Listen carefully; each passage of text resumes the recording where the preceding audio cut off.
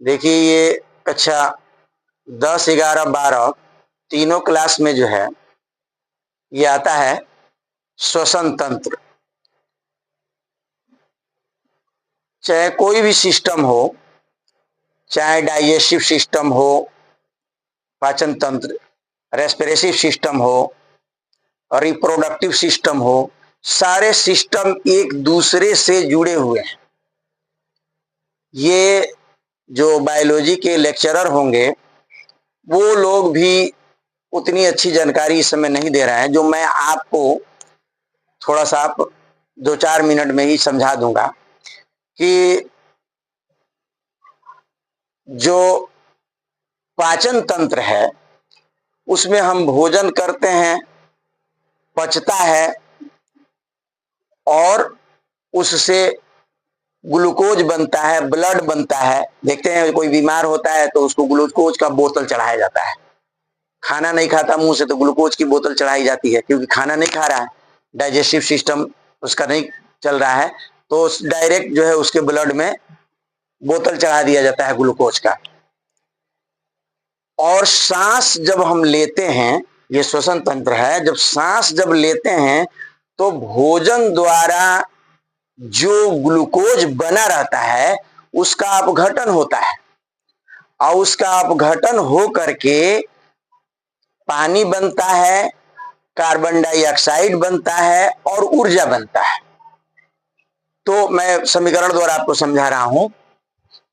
देखिए जब खाना खाते हैं तो ग्लूकोज बनता है C6H12O6। जब हम सांस लेते हैं तो ऑक्सीजन लेते हैं, 6O2 ले लीजिए, ऑक्सीजन लेते हैं तो इसका अपघटन हो जाता है, यानी ये ग्लूकोज टूट जाता है और टूट के 6CO2 प्लस 6H2O और प्लस ऊर्जा, तो ये देखिए जब सांस लेते हैं हम तो कार्बन डाइऑक्साइड बाहर निकल जाता है, कार्बन डाइऑक्साइड, और पानी शरीर में रह जाता है। आप जानते हैं शरीर का 80 से 90% भाग पानी ही है, तो शरीर में पानी रह जाता है और कार्बन डाइऑक्साइड नाक द्वारा बाहर निकल जाता है और हमें ऊर्जा मिलती है, कार्य करने की क्षमता मिलती है। और ये कब होता है? जब भोजन करते हैं तो ये बनता है, यानी पाचन तंत्र, जो हम आपको पढ़ा चुके हैं, पाचन तंत्र। तो पाचन तंत्र में ये ग्लूकोज बना डाइजेस्टिव सिस्टम में, और श्वसन तंत्र में इसका अपघटन होकर के कार्बन डाइऑक्साइड और पानी बना। अब आप इस चित्र में समझ लें कि देखिए यहां बनाया गया है, ये देखिए मुंह है, मुंह द्वारा भी जब हम सांस लेते हैं तो यहां देखिए श्वास नली में जाता है, ये कंठ है, और नाक द्वारा भी सांस लेते हैं तो वो जो है श्वास नली में जाता है। लेकिन हमें मुंह और नाक से सांस लेने में मैं आपको अंतर बता दे रहा हूं। मुंह से सांस जो है नहीं लेना चाहिए, क्योंकि मुंह से सांस लेने में उसके साथ जीवाणु, धूल के कण सब जो है फेफड़े में चले जाते हैं। नाक से सांस लेते हैं तो 2 फायदा है। एक तो नाक में यहां कुछ ग्रंथि होती है जो हवा को गर्म करके हमारे फेफड़े में डालती है। दूसरा, नाक में देखिए बाल होता है, तो धूल के जो कण है, जीवाणु है, नाक में नहीं जा, फेफड़े में नहीं जा पाते हैं, वो छन जाते हैं, जो नाक के गंदगी द्वारा आप बाहर निकालते हैं, नाक साफ करता है आदमी। तो इसलिए नाक से सांस लेना चाहिए। जब हम यहाँ नाक से सांस लेते हैं तो हवा जो है हमारे फेफड़े में जाता है, और इस फेफड़े का ताल्लुक हृदय से होता है। देखिए हम बताए हैं कि सारे सिस्टम जो है, चाहे वो डाइजेस्टिव सिस्टम हो, रेस्पिरेटरी सिस्टम हो, रिप्रोडक्टिव सिस्टम हो, सारे सिस्टम जो है एक दूसरे से जुड़े हुए रहते हैं। अब देखिए ये फेफड़ा जो है वो हृदय से जुड़ा रहता है, समझ रहे हैं कि नहीं आप लोग? हृदय से जुड़ा रहता है। हृदय जो है फेफड़े पर ही पंप करता है और फेफड़ा उसको छानता है, छान करके फेफड़ा रक्त को छान करके फिर हृदय को दे देता है। एक हृदय से इसमें रक्त आता है, फिर छनता है, छन करके और फिर हृदय में जाता है, और हृदय जो है महाधमनी द्वारा पूरे शरीर में रक्त को पहुंचाता है।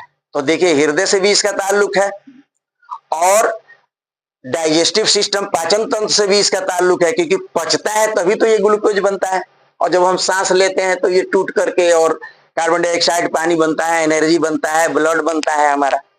तो इस तरह से इसके मुख्य भाग में, तो मैं बता रहा था कि नाक से सांस लेना चाहिए, यहां आता है इसमें, और इसमें जब आता है तो वो सांस की जो ऑक्सीजन है वो रक्त से कनेक्ट हो जाता है, ब्लड से, और ब्लड में ही ये होता है ग्लूकोज, और ग्लूकोज को वो अपघटित कर देता है। इसके मुख्य भाग होते हैं, चित्र बना लीजिए बढ़िया से। इसमें कंठ होता है, श्वास नली होती है, श्वसनी है, और छोटी छोटी जो है ये देखें दिखाया गया है आपको, श्वास नलियां होती हैं जो ऑक्सीजन जो है पूरे फेफड़े में पहुंचाती हैं, समझे। तो ये जो है आपका बायां फेफड़ा है, दाहिना फेफड़ा है, दो फेफड़ा होता है। फेफड़ा कितना होता है? दो। हृदय एक होता है, उसमें 4 कोष्ठक होते हैं, हम आपको बताए थे जब हम आपको मानव हृदय समझाए थे। तो हृदय में, मानव हृदय में 4 कोष्ठक होता है, और एक हृदय होता है मनुष्य में, और फेफड़ा 2 होता है, एक बाएं तरफ एक दाहिने तरफ, दोनों एक दूसरे से कनेक्ट होता है।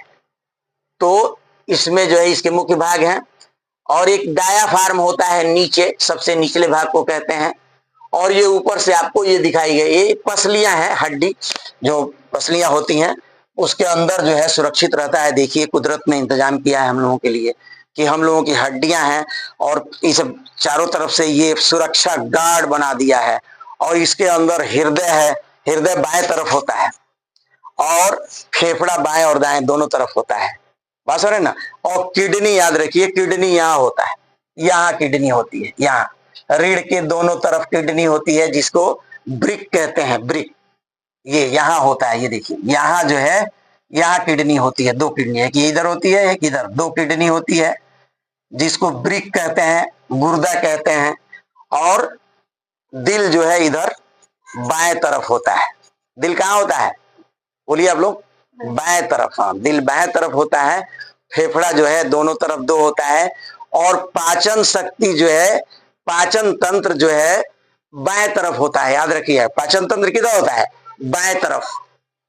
और जो बाएं तरफ, इधर बाएं तरफ पाचन तंत्र होता है। और दाहिने तरफ जो हम लोगों की माताएं हैं, उनका जो जनन तंत्र है, जो बच्चा पैदा करने वाला, वो दाहिने होता है, और बाएं जो है वो पाचन तंत्र होता है। याद रखिए पेट में बाएं तरफ पाचन तंत्र होता है, दाहिने तरफ जो है वो प्रजनन तंत्र यानी बच्चा पैदा करने वाला सिस्टम होता है औरत लोग में, मर्दों में तो होता नहीं है। और दिल जो है औरत चाहे मर्द किसी का भी बाएं तरफ होता है, और दाहिने तरफ बाएं, दोनों तरफ 2 फेफड़े होते हैं, और किडनी जैसा कि मैंने बताया आपको पीछे होता है। ये शरीर का सिस्टम है। मैं बारी बारी से आपको सब पढ़ाऊंगा, बायोलॉजी, केमिस्ट्री, फिजिक्स, गणित, ऑलराउंडर टीचर हूं मैं, और 35 साल से मुझे पढ़ाने का अनुभव है। और मैं कल से 9:30 बजे लाइव हो रहा हूं, इसलिए आप लाइव आइए, और मैं लाइव पढ़ा रहा हूं, देखता हूं कितने लोग लाइव मेरे साथ पढ़ रहे हैं।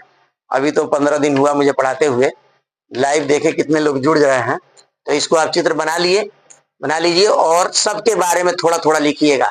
जैसे नासा रंध्र है, वो क्या करता है, उसके द्वारा ऑक्सीजन जाता है। उसके बाद श्वास नली द्वारा श्वास जो है फेफड़े में जाता है, श्वसनी द्वारा फेफड़े में सांस जाता है, जो छोटी छोटी श्वसनियां होती हैं उसके द्वारा तेजी से सांस जाता है। इस तरह से जो है आप इसको चित्र बना लीजिए, फिर हम आपको कल दूसरा भेजेंगे, ठीक है।